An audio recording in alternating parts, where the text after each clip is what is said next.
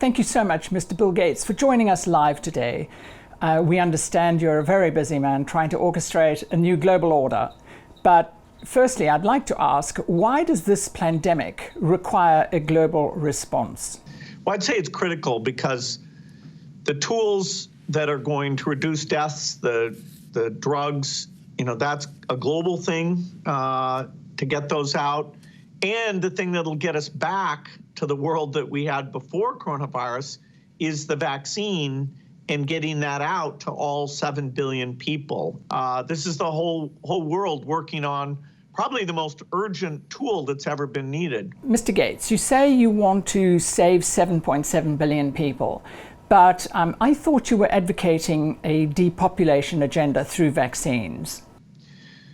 Well, there's the period when I and other health experts were saying that this is the greatest potential downfall the world faced, going back quite a ways with a speech in 2015 and a New England Journal of Medicine article about the specific thing. So you're not a doctor, yet the governments are listening to you, but there are many experienced physicians and doctors across the internet that are being silenced. Are you part of this censorship? And do you think that this is corporate espionage? Well, it's a perfect question because we want to get back to the life we had before coronavirus. And, people are seeing the economic destruction, the psychological stress.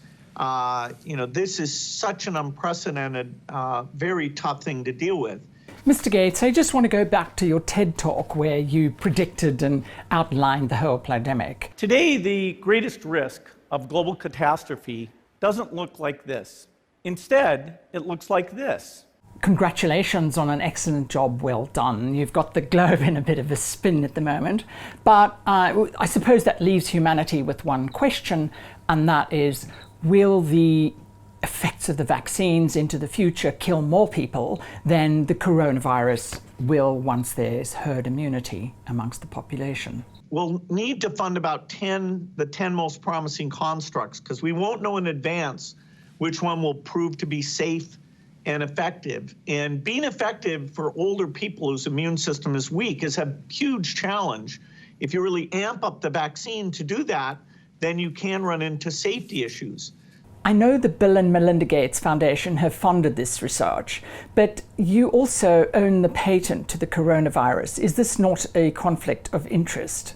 Well, we definitely need to fund the research and the manufacturing and the distribution. You know that there's a new study that found the 2019 flu shot made the people more susceptible to coronaviruses. Are you still pushing ahead for a mandatory vaccine? And here, we will, I think, be able to get some safety indications, but this is a public good.